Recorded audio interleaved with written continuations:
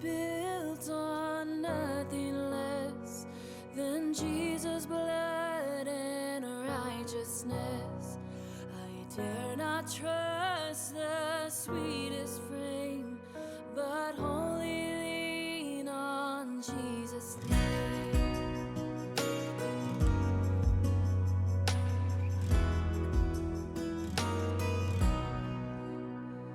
When darkness seems to hide his face, I rest on his unchanging grace. In every high and stormy gale, my anchor holds within the veil. On Christ the solid rock I stand, all other ground is sinking sand. All other ground is sinking sand.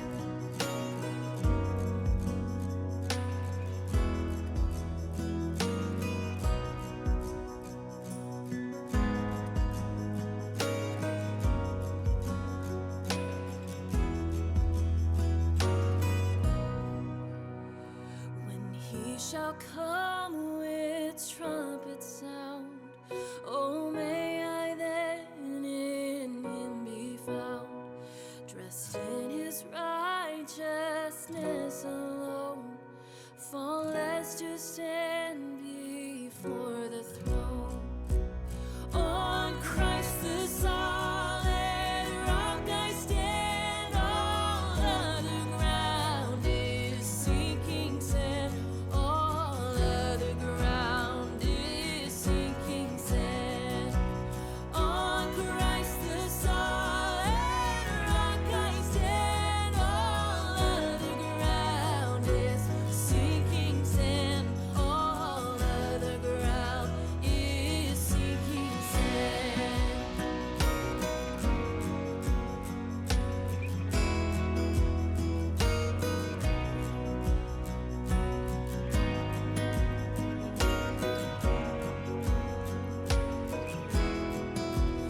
On Christ we stand unshakable,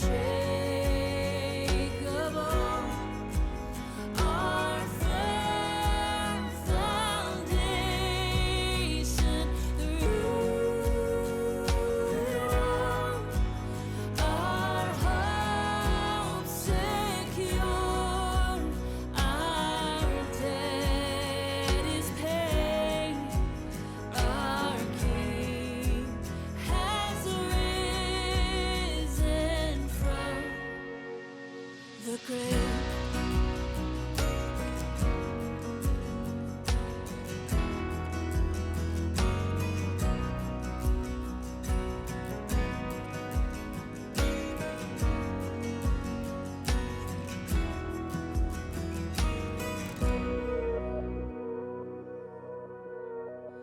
All other ground is sinking sand. Oh, we're going there! Exclamation mark. Hey, did you know that Alaska is the best place to grow mangoes? Oh my gosh, did you know that crows have cameras in their eyes to monitor us? Okay, this one I for sure knew. Shaq was definitely the bass player in the original U2. Oh yeah, I think I knew that, but did you know that the platypus is the state bird of Micronesia? Eggs mixed into coffee is a cure for migraines? Yep, definitely try this sport. If you crack your knuckles while you're sneezing, it for sure gives you the hiccups. Welcome to week 3 of Oh, We're Going There. Today we'll be discussing fake news, conspiracy theories, and other fun topics. We're all on a journey towards the truth, so let's get there together. Definitely, just read it, it's on the internet, it's totally true. Well, Menlo Church, welcome one more time this Sunday. We're so glad to be able to sing and worship and sing that our God is good. I searched the world, but it couldn't fill me. Man's empty praise treasures that fade are never enough. Come on, then you came along and put me back together. Every desire is now satisfied here in your love. Come on, we sing. Oh, there's nothing better than you. There's nothing better than you. Oh, there's nothing is better than you. I know it's true. Come on. I'm not afraid. No, no, no.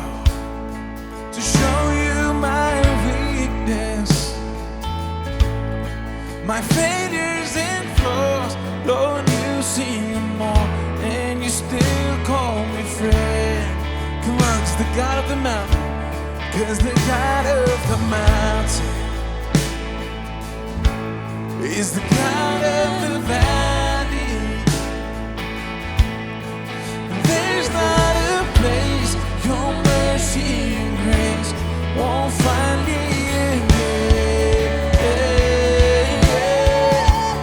Oh, there's nothing better than you. There's nothing better than you. Lord, there's nothing is better than you. Oh, there's nothing better than you. There's nothing better than you. Lord, there's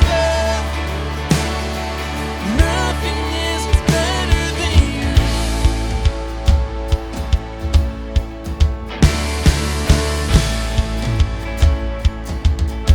Come on, we sing together. You turn mourning to dance. You give beauty for ashes. You turn shame into glory. You're the only one who can. You turn mourning to dance. You give beauty for ashes. You turn shame into glory. You're the only one who can. You turn graves into gardens. You turn bones into olives. You turn seas into highways. You're the only one who can. You're the only one who can. You're the there's nothing better than you. Oh, there's nothing better than you. Lord, there's nothing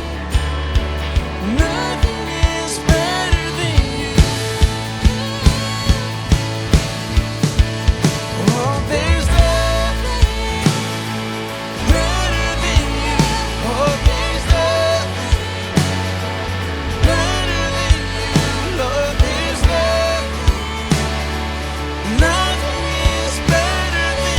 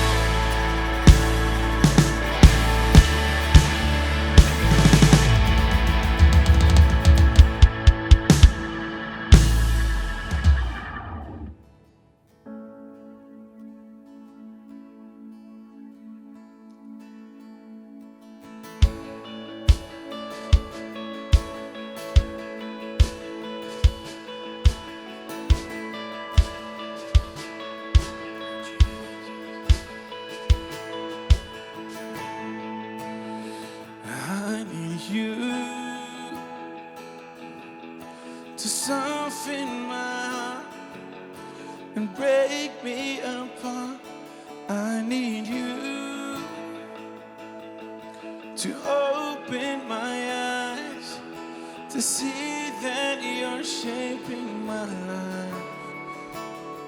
Come on, we sing. All I am, I surrender.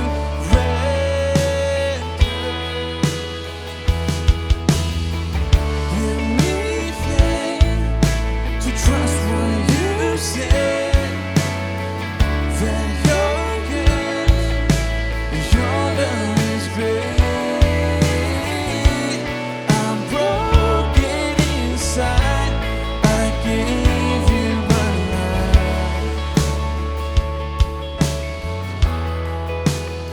I need you. I need you to soften my heart and break me apart.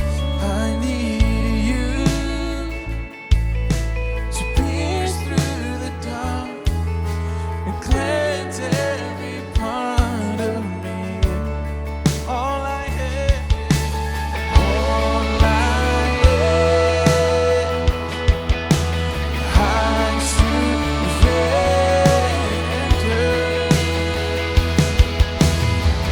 Give me faith to trust what you say, that you're good and your love is great. I'm broken inside, I give you my life.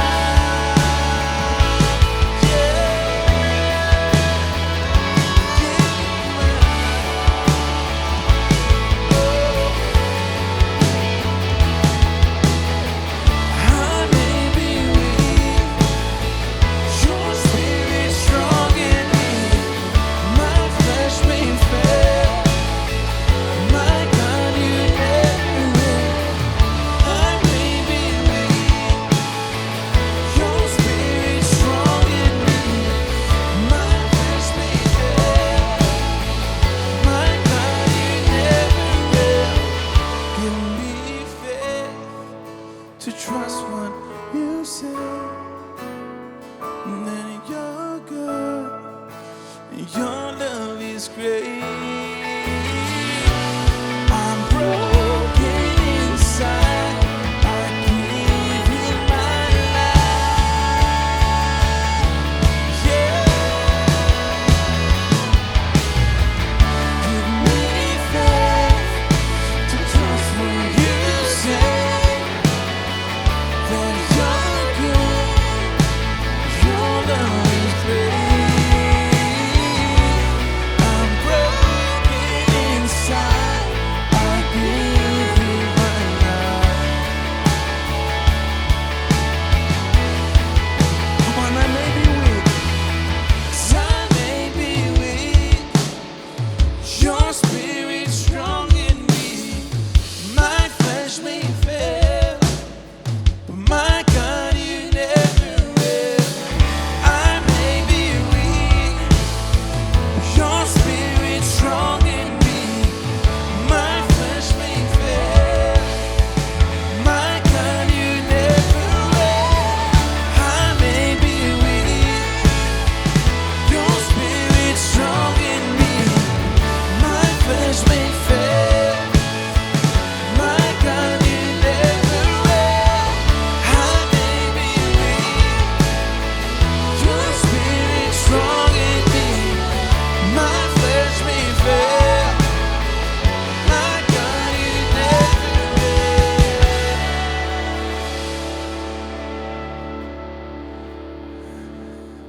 And God, we just come before you and we say that we find our strength in you, we find our hope in you.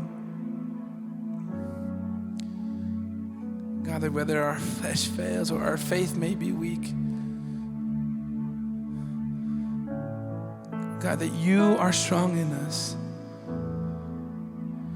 So God, we come today and we surrender ourselves and say, God, we need your help. We need more of you. God, help us to have our faith increased, to believe in you and in your power. We want to fix our eyes and trust you. God, we love you. In your name we pray. Amen. Hey, thanks for joining us this week here at Menlo Church. My name's Eugene. I'm one of the pastors here, and we're so glad that you're joining us for this series that we're in called, Oh, We're Going There. But before we get to that, there are a couple things I want to share with you. First, we're offering anyone here in our community to join us at these events that we're calling Chats with Crosby. Pastor John Crosby would love to hear from you. He'd love to be in community together with our church, and you can join him at one of two Zoom gatherings, Wednesday, May 19th at 2 p.m. or Thursday, May 20th at 6:30 p.m. This time will include a quick update about the senior pastor search, some information about the supplemental investigation, and what it's going to look like to return back to campuses soon. There'll be a time for questions and answers, and if you'd like to join, you can register by going to our website at menlo.church chats with Crosby. Also, many people have been asking us what we're doing about racial justice and reconciliation. Menlo is taking the next step by starting a book club, and we'd love to have you join us. We're reading a book called Roadmap to Reconciliation 2.0, written by speaker, author, and professor Reverend Dr. Brenda Salter McNeil, who was here just last weekend with us at our church. This is an opportunity to meet people, to listen, to learn, to share, and to discuss this topic in a safe environment. We begin the book club the week of May 17th, and there's still time to join us. You can register on our website at menlo.church/book club. And then in June, we'll also host a virtual Q&A session with Dr. McNeil just for Menlo Church registrants. I want to tell you a story now. I want to tell you about a woman named Jane. Jane was going through a family crisis. Two family members were diagnosed with potentially life-threatening conditions. She had an infant and a busy, high-powered career. She said, "My world was imploding." Her best friend recommended that she find a Stephen minister. Now, a Stephen minister is someone, a member of our congregation, who will meet with you one-on-one, talk with you, walk with you on your journey, and it's not therapy, it's listening, and it's a prayer partner. Jane believes God provided her with a Stephen minister at a critical time in her life. She said, "I'm so grateful that God provided me with a Stephen minister so that I never felt like I had to go through my tribulations alone." It helped her grow spiritually and strengthen her relationship with God. And stories of growth and hope like this are all possible because of your giving and generosity. You help bless your neighbors and friends and other members of this church by giving here at Menlo. Because there are so many of us who may need a Stephen minister, someone who will listen and pray with us. If you'd like to give today, you can go online at menlo.church or you can text the number on the screen. Thanks so much for your generosity. And now, let's hear from Matt Stefan as he talks about fake news, conspiracies, and the truth.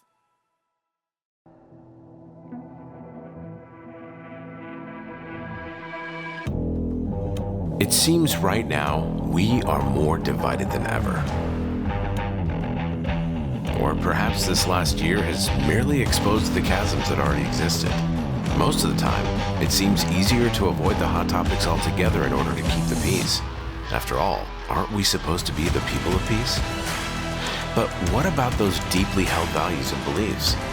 Aren't those worth standing up for? Drawing lines in the sand over?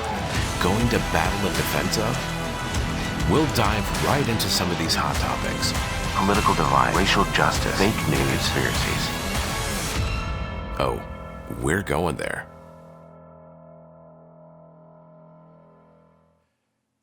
This coming week marks 10 years since the Christian radio superstar Harold Camping predicted that the world would end on May 21, 2011. It appears that he was wrong. Or perhaps he was just 10 years early. We will find out this week. But it seems that we live in a world that's saturated with conspiracy theories and fake news. So we got to go there. We're in a series called Oh, We're Going There, where we are taking a look at the elephants in the room, the difficult topics that maybe we don't always feel comfortable talking about. And then we're seeing what a follower of Jesus might think about those big, difficult topics in our world. So far in this series, we've talked about politics in general, and last week we talked about issues of race and justice.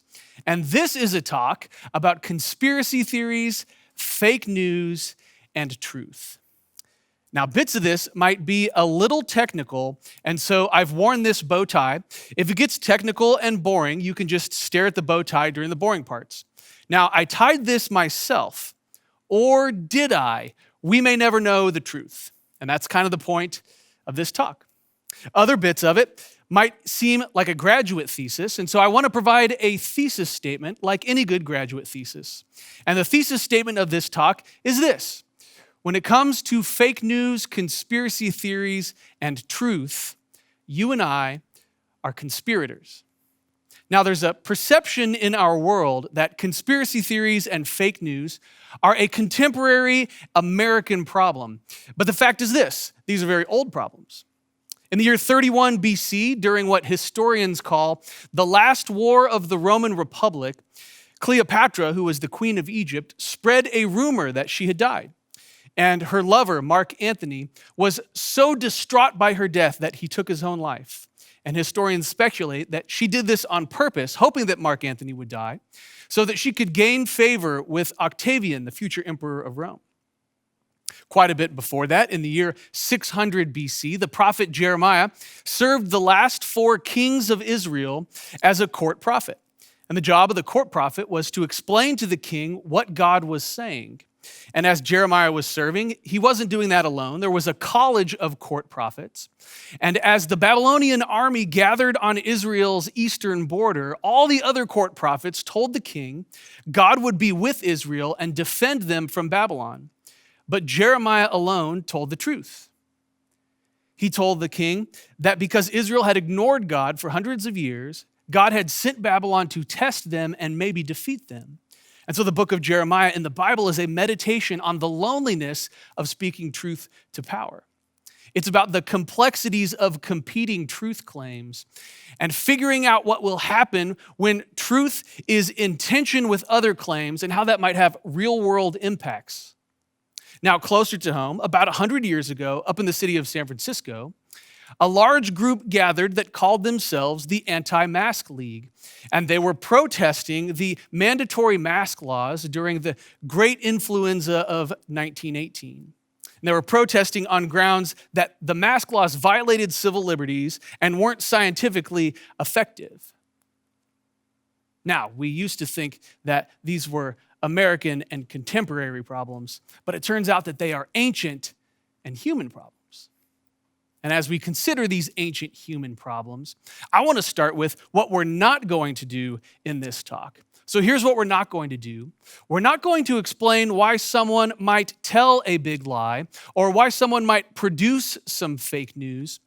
That's pretty clear, actually. That's pretty straightforward. Someone might tell a lie, and almost always the reason that they might do that is a power grab. This week, I talked with someone who works in truth and the public sphere, and they shared with me that almost always if someone is lying in any context, they're tinkering with the power dynamics. So my son Frankie is 3, and this week when he told me that he didn't know who broke the planter in our living room, he was tinkering with the power dynamics between me and him right there in our living room. Telling a big lie is always about power dynamics. So we don't need to explore why someone might create a lie. What I want to do in this talk is explore why someone might believe the big lie. Pastor and cultural critic Mark Sayers says that humans need 3 things to thrive: freedom, meaning, and community. And he argues that these things are best viewed as a water tank or a reservoir. So for humans to thrive, the freedom, meaning, and community tanks have to be filled to the requisite level. But there's a problem. In the Western world, and especially in America, we have overfilled the freedom tank. Now, freedom's a very good thing, and in lots of the world, they need more in their freedom tank. It could be because of oppressive government tactics or stifling religiosity. Lots of people need more freedom. But in our world, we have an excess of freedom, an excess of choice, and sometimes that is paralyzing. Sometimes we're paralyzed about what to eat or what to watch. Or if you put me in a bookstore and said, Matt, buy only one book in this world of book choices, I may not make it out of there alive. And it's because we are paralyzed by having too many choices. And this becomes worse with a major life decision. Where do we go to college? Who do we marry? Where do we work? Where do we live in the world? We have overfilled the freedom tank. We've maximized our personal freedom, and we've done so at the expense of community and especially meaning. And I'm an example. Probably you are too. In 2005, I moved to California from Missouri to chase my dreams and exercise my personal freedoms. That kind of mobility over geographical distance, that's a form of freedom. But when I did so, I left my family and my lifelong friends, and I reduced my community and therefore a lot of my meaning. And it was hard to rebuild that community. Another good example that we all face has to do with life groups. Every time we don't attend our life group or opt out of one or say no to one, we are exercising our personal freedom and we're saying no to community and the deep meaning of serving other people. And almost every hot topic in our world fits into this framework of too much freedom and not enough meaning or community. So gun control or vaccinations or mandatory masks or gender norms, all of these revolve around this one issue: who gets to tell who what to do? We have framed all of these in terms of personal freedom. And in this system where we have maximized our personal freedom at the expense of community and especially meaning, conspiracy theories take on a certain power. Now, we all feel freedom to believe whatever we would like, but when someone believes a conspiracy theory or they buy into fake news, they recover a certain amount of meaning in their life. They find themselves as the good guy in a story of fighting a tremendous evil. Or perhaps they're taking a brave lone stand as they fight a battle of good against evil in their mind, in their heart, in their world. And when you tell yourself that story, that I'm the good guy and I alone know the truth, oftentimes you'll find a group of like-minded people, sometimes online.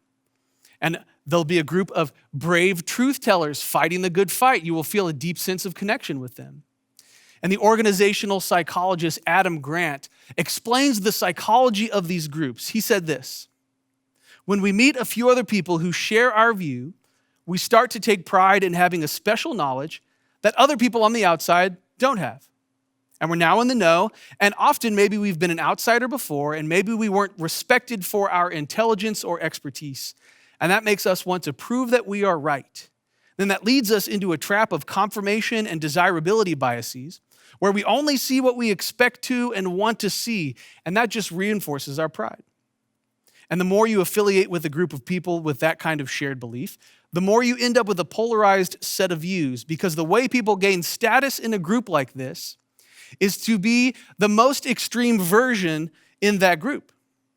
Like, I am more all in on this than anyone else. I know more about why the earth is shaped like a frisbee than anyone else, and that pushes the entire group a little bit more and more toward the extreme. Now, first let me apologize to any flat earthers out there. Remember, by the end of this, we will all be conspirators. But so, one explanation for why people believe conspiracy theories has to do with freedom and meaning and community. Now, at this point, it might be easy to imagine some lonely person on the other side of the political spectrum from you. And maybe as you imagine them, they're in a dark room typing away furiously on their keyboard. And maybe you are feeling some pity for them, that they have lost meaning and community in their life. And on that keyboard, they have found some meaning and community. Maybe you're having this deep sense of you feel sorry for them. But the truth is, and the takeaway from reason number one is this: we have all believed the fake news that this system of maximizing personal freedom at the expense of community and meaning is sufficient enough for our thriving and our happiness. That's what the fake news is. And almost every one of us have bought into some version of that. We think that doing more of what we want is going to make us happy, and that's simply not true. And in a world like that, it's real easy to believe a conspiracy theory. So reason number one has to do with freedom, meaning, and community. And reason number 2 has to do with a desire for feeling strong. 2 political scientists from the University of Miami in Florida put together the biggest study of conspiracy theories in American history. And they started with this gigantic data set. They got a hold of all of the letters to the editor, starting in 1890 to present, from the New York Times and the Chicago Tribune. It was over 100,000 letters to the editor. And they read them all and coded them for conspiratorial talk. And then they compared the results of that to 2 other data sets. They measured the Google metadata from the 2016 election cycle, and then they measured it against some national polling that they were doing at the same time, and they came up with a couple really fascinating conclusions. First, they concluded that 2020 is not actually the most conspiratorial time in American history. According to the longitudinal part of the study starting in 1890, there were 2 other decades that were far more conspiratorial. 1890 and 1950s were far more into fake news and conspiracy theories. And even though that's surprising, it's kind of comforting. Another big takeaway was this: the internet has not increased belief in conspiracy theories and fake news. What has happened is that the internet has sped up the spread of conspiracy theories and fake news, but that has actually reduced the life cycle of a conspiracy theory. As it spreads faster, it is exposed to more points of view and more data and more scrutiny, and it dies quicker. What they did observe was there's more general knowledge out in the world about conspiracy theories, but according to their polling, there wasn't an increase in belief in the conspiracy theories. So knowledge about them has gone up, but belief in them has not. But their biggest conclusion was this: the biggest predictor of who might believe in a conspiracy theory is who is in the White House. And so this longitudinal data showed that when a Republican is president, in the national media, the conspiracy theories that framed the right-wing forces and capitalist forces that were associated with that president in conspiratorial ways. But conversely, when a Democrat was president, the conspiracy theories out in the media featured left-wing forces and communists as the bad guys. And so it becomes real interesting. When the person opposite from your political view is in the White House, you have an increased chance of believing fake news or conspiracy theories. Quite profoundly, the polling data showed that Democrats believed that George Bush had something to do with 9/11 at about the same rate that Republicans believed that Barack Obama was not American. At the height of the belief in those conspiracy theories, they were roughly the same level. So this data shows us that we are more likely to believe in a conspiracy theory if we have a sense of losing control. And this reminded me of an advertisement featuring Steph Curry that I saw at a gas station by my house. And first of all, let me say, Steph Curry, if you're watching, on behalf of all 9 Bay Area counties, we are so proud of you. Congratulations on your stellar season this year. But I have to say, if I may, real humbly, I disagree with your Muscle Milk ad. It said this: strong feels good.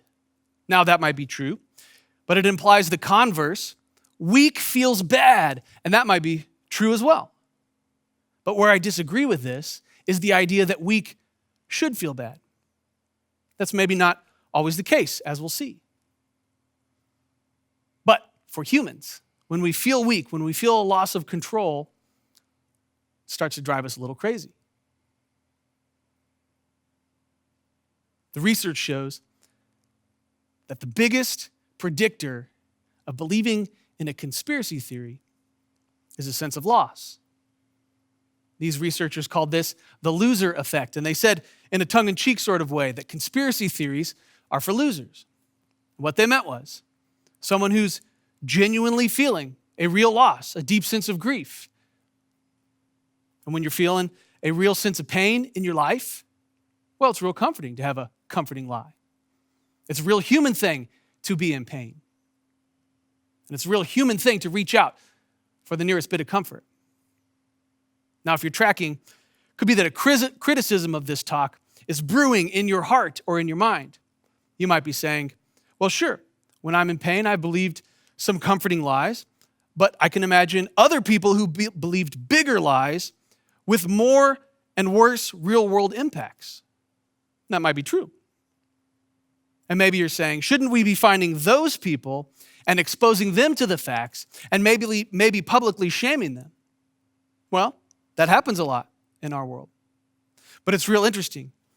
Adam Grant, in his phenomenal book, Think Again, details what happens when you shower someone with facts that disagree with their deeply held beliefs. First, they feel like you are trying to snatch the comfort away from them. And then they double down on their comforting lie to protect that comfort. And Adam Grant called this the backfire effect. If you aggressively rain down facts on someone as a strategy for changing their mind, it turns out that they end up holding their original position even more fiercely. But according to Adam Grant, the research does show what will change someone's mind is empathy. The right combination of empathy and respect will change someone's mind. So if you're listening to this talk, maybe a false truth that you are believing, maybe a conspiracy theory you are believing is that I could rain down facts on someone and change their mind. The truth is this, maybe the painful truth is this: you will never change someone's mind if you can't connect with their pain. And it's a real human thing to be in pain. And when we're in a deep kind of real human pain, that comforting lie starts to look pretty good. And the truth is, when properly motivated, any one of us could believe a big lie. And into this world, where any human properly motivated could believe a big lie, stepped Jesus Christ, who claimed to be the truth. And he knew this about us, that we were willing to be deceived in exchange for comfort. And in Matthew 24, he said this: Jesus answered, "Watch out that no one deceives you, for many will come in my name claiming that they are the Messiah, and they will deceive many. And you will hear of wars and rumors of wars, but see to it that you are not alarmed. Such things must happen, but it is not yet the end." What's happening in this passage? There's a war, or maybe fake news about the war, and the big lie is that someone posing as the Messiah could rescue these anxious people who have heard about these wars. But maybe the biggest meditation in Scripture about truth and power happens in John chapter 18, when Jesus is on trial awaiting to be crucified. And the story goes like this: Then Pilate, who was in charge of this trial, entered the headquarters again and summoned Jesus and asked him, "Are you the king of the Jews?" Pilate said. And Jesus answered, "Do you ask this on your own, or did others tell you about me?" And Pilate replied, "I'm not a Jew, am I? How would I know these things?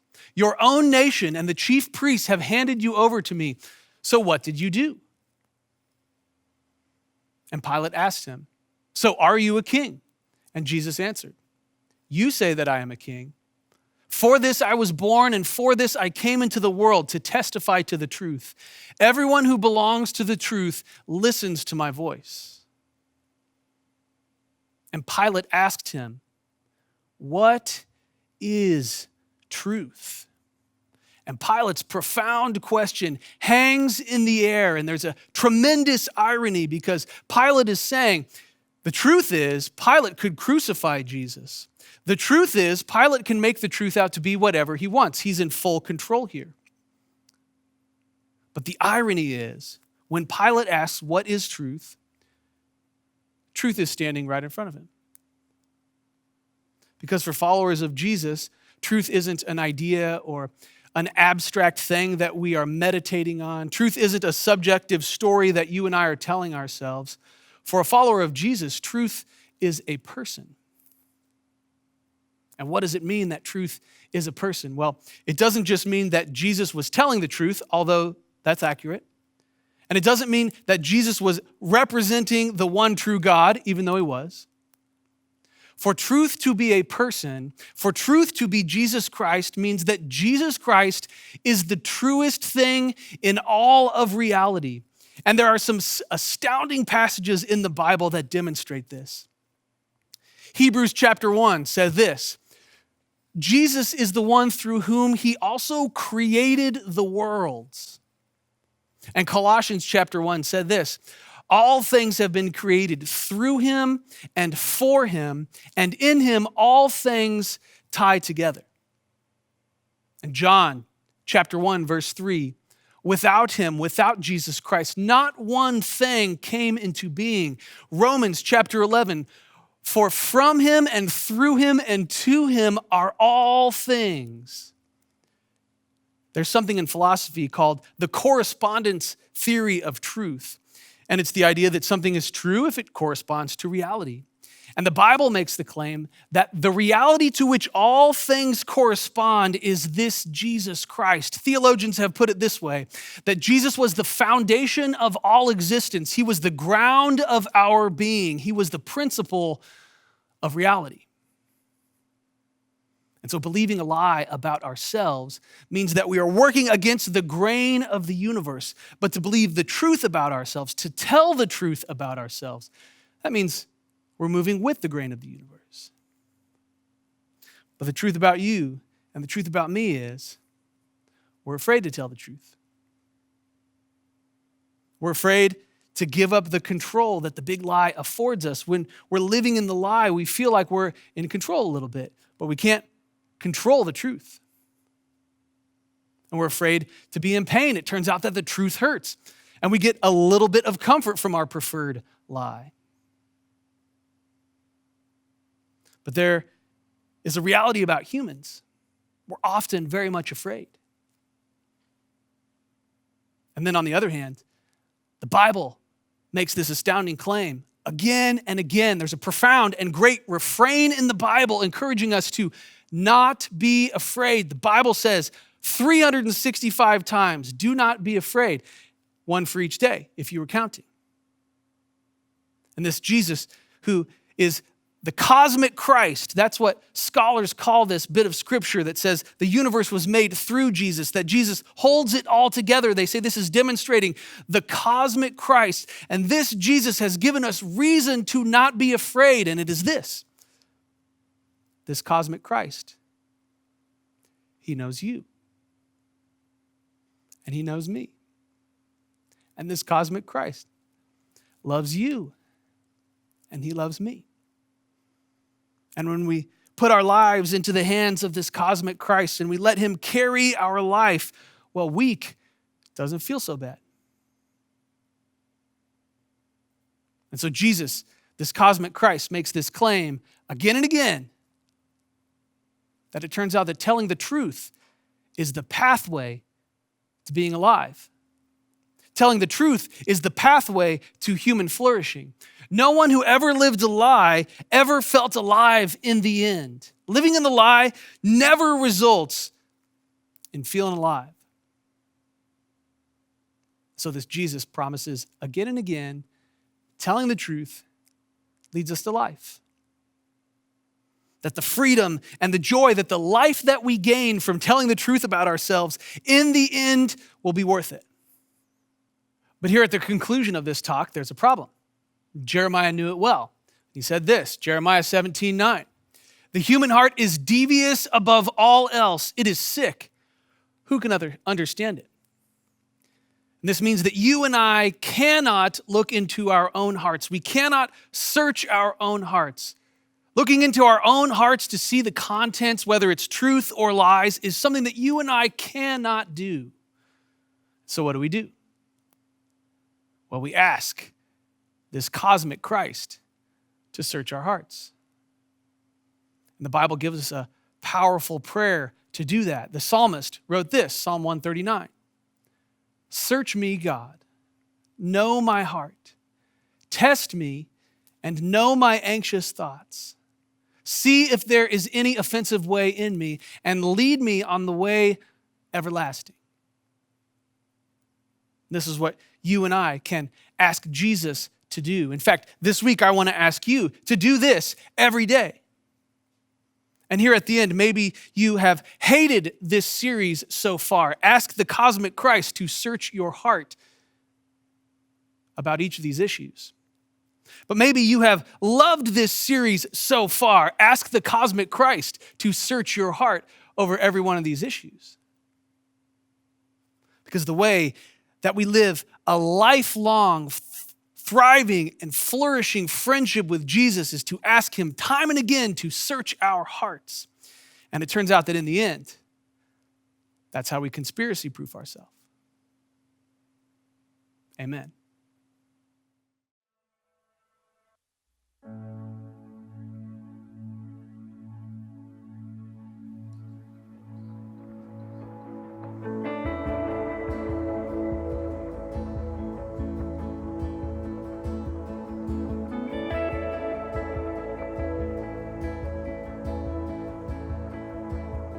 In the morning when I rise, in the morning when I rise, in the morning when I rise, give me Jesus.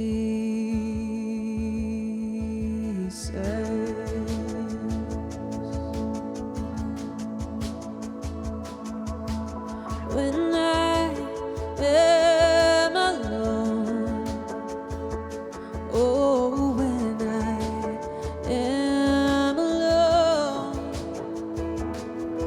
oh, when I am alone, give me Jesus,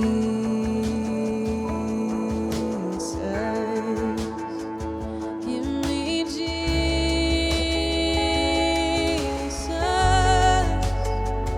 give me Jesus.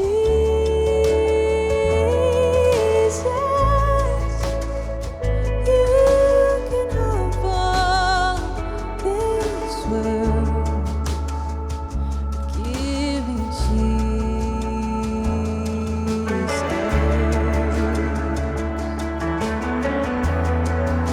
Ooh, you can have all this world.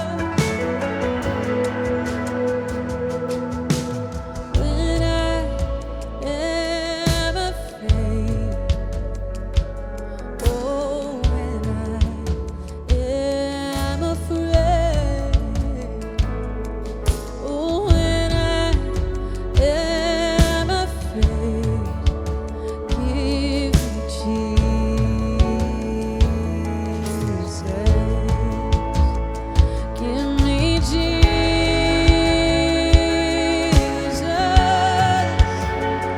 give me Jesus.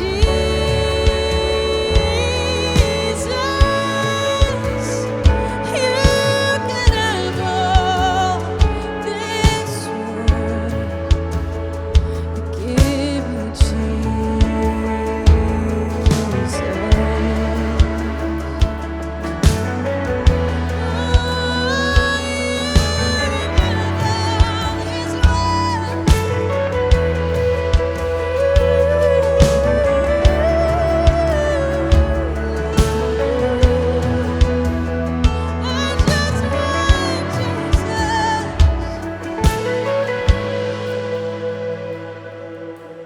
When I come to die, oh, when I come to die, when I come to die, give me Jesus.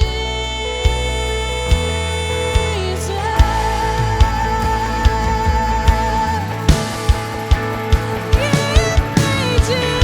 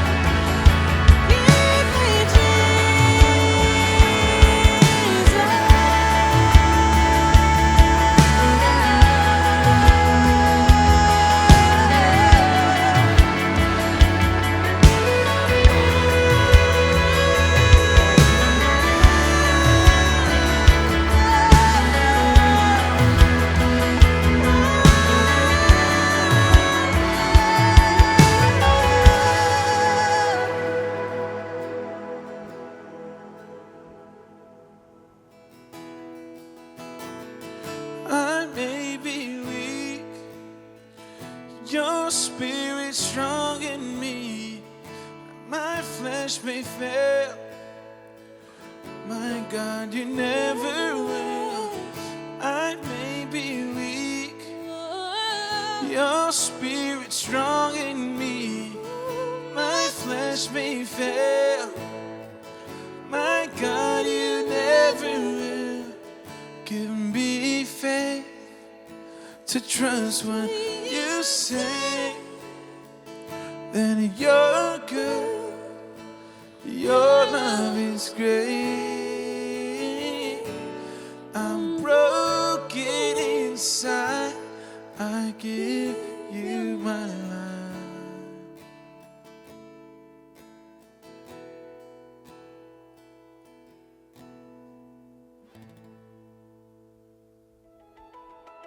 We're so glad you joined us for worship this week as we call out that one desire of our hearts. All we need is Jesus. That's all we need. And we want to invite you to come back and join us next week because we're going to talk about another elephant in the room that deals with faith and science, and you're not going to want to miss it.